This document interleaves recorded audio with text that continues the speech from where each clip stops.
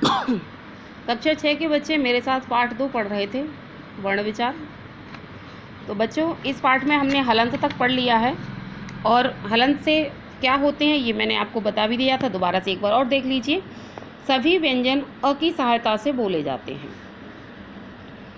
जब किसी व्यंजन में अ की ध्वनि नहीं मिलती है तो उसके नीचे हलंत लगा दिया जाता है। जिस व्यंजन में स्वर का उच्चारण नहीं होता उसके नीचे हलंत लगा दिया जाता है। इसका मतलब होता है कि वो व्यंजन आधा है।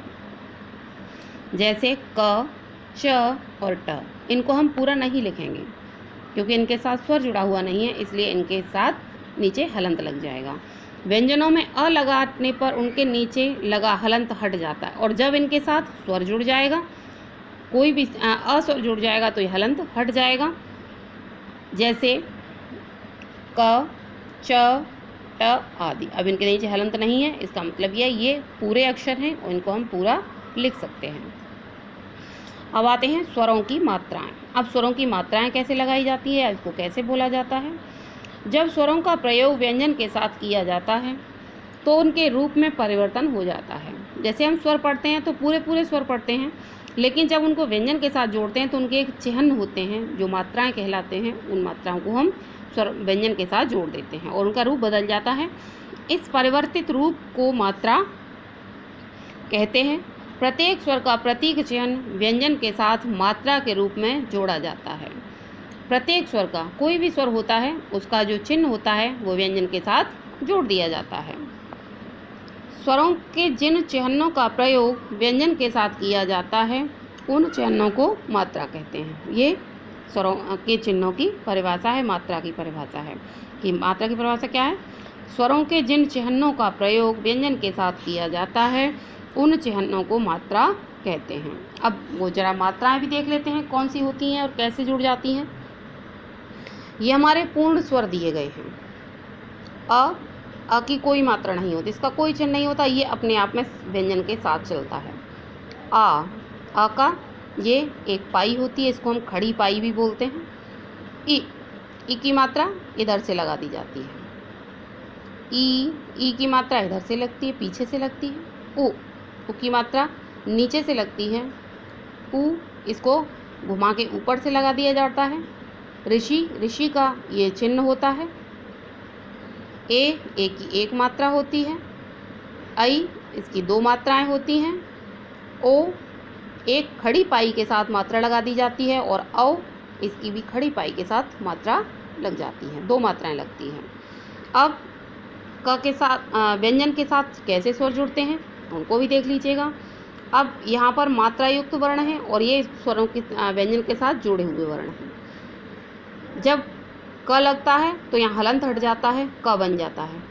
क प्लस आ का, क प्लस ई की, क प्लस ई की, क प्लस उ कु, क प्लस उ कु, क प्लस क्रे। ऋषि की मात्रा को री बोलते हैं, क्रे। क प्लस ए के, क प्लस आई कई, क प्लस ओ को और क प्लस ओ को। अब आते हैं ये शब्द। जैसे अब क के साथ हमने मात्राएं जोड़ दी और अब हम नया शब्द इसके साथ एक और वर्ण जोड़ेंगे और नया शब्द बना लेंगे। जैसे क के साथ माँ जोड़ दिया, कम, और का के साथ भी माँ जोड़ दिया तो क्या बन गया? काम। कि सान, की ट, कुमार, कूप, कृपा, केला, कैलाश, कोयल और कौवा। मात्रा लगाने के नियम।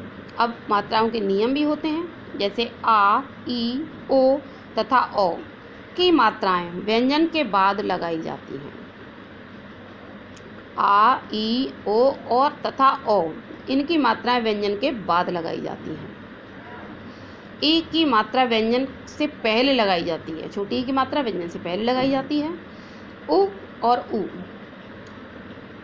र को छोड़कर तथा र पे ये मात्रा उ की नहीं लगाई जाती है। कैसे लगाई जाती है? तथा ऋषि की मात्राएं व्यंजनों के नीचे लगाई जाती हैं। छोटा उ, बड़ा उ, इन और ऋषि, इनकी मात्राएं व्यंजन के नीचे लगाई जाती हैं, रग में नहीं लगाई जाती हैं। ए ऐ की मात्राएं व्यंजन के ऊपर लगाई जाती हैं। र में उ तथा ऊ की मात्रा इस प्रकार लगाई जाती है। अब र की मात्रा में कैसे लगाते हैं वो इसमें दिखा दिया गया है। र प्लस ऊ, रू, अर्थात पीछे लगाई जाती है, पीछे जोड़ दी जाती है, जैसे रुपया, रुचि, रुकना, पृष्ठ। और बड़े ऊ की कैसे अर्थात इसमें कितना अंतर है बच्चों, छोटे ऊ की मात्रा जो होती है उसमें पूरी घुंडी नहीं होती, और बड़े ऊ की मात्रा जो उसमें पूरी घुंडी बना दी जाती है, बस इतना अंतर होता है। रुपया, रुचि, रुकना, रुष्ट। और ऊ की मात्रा रूप, रूखा, रूस, रूठना, शुरू। अब कुछ बातें आइए दोहरा लेते हैं, पढ़ लेते हैं। भाषा के द्वारा हम अपने भावों तथा विचारों को प्रकट करते हैं तथा दूसरों के भावों तथा विचारों को समझते हैं। ये हमारी भाषा की परिभाषा होगी। वर्ण किसी भी भाषा की मूल इकाई है। वर्ण ध्वनि की वह छोटी सी इकाई है जिसे विभाजित नहीं किया जा सकता। वर्णों के समूह को वर्णमाला कहते हैं। हिंदी वर्णमाला में 52 वर्ण हैं।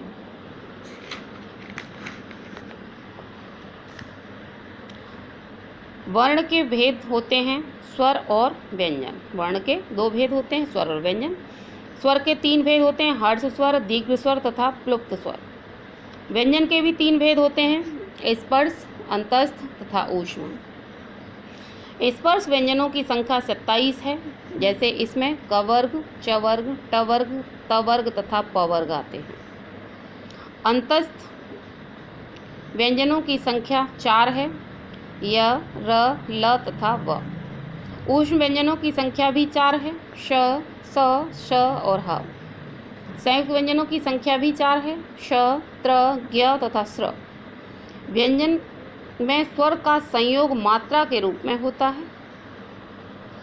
व्यंजन का व्यंजन के साथ भी संयोग होता है।